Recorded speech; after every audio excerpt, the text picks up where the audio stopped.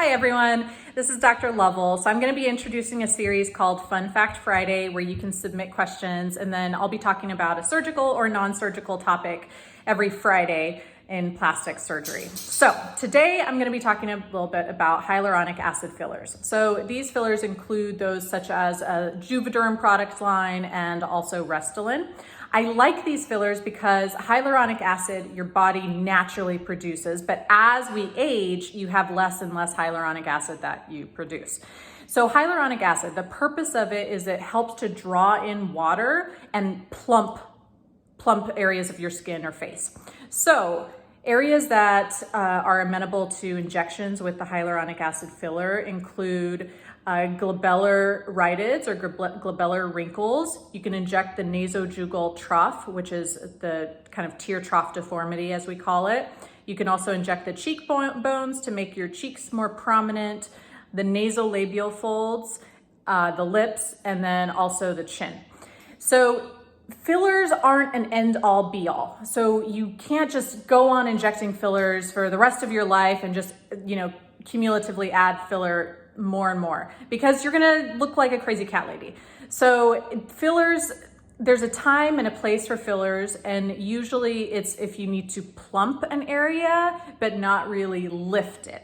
Like if you inject your cheekbones, or if I inject your cheekbones with Voluma, it'll produce a little bit of a lifting effect and it'll plump the area. But if you have deep rhytids, deep wrinkles in your nasolabial folds or big jowls, then you're ultimately going to need a facelift. And usually the facelift can be combined with autologous fat grafting to help bring some volume into your face as we lift it with the facelift.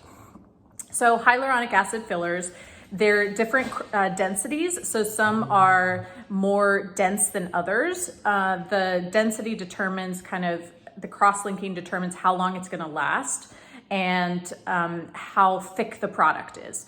So in terms of cross-linking, the more cross-linked the product, the denser it is and the longer it'll last. So for example, Voluma I inject in the cheekbones, and that usually lasts about 12 to 18 months, and it's much thicker, and we inject it right on top of your cheekbones.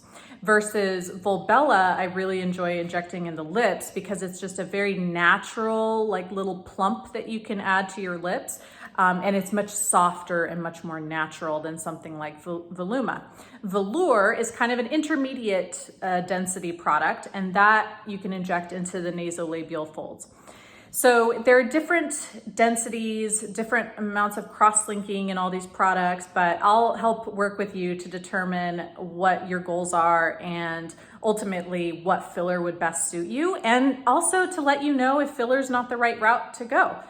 The nice thing about filler is it is reversible. We can inject hyaluronidase to help dissolve the filler if you absolutely hate the way it looks, or if, for some other reason. And like I said, it is temporary, which is both good and bad. Because if you love it, then we'll just repeat it in 6 to 18 months. And if you hate it, then we can let it expire or we can inject it with hyaluronidase to make it dissolve.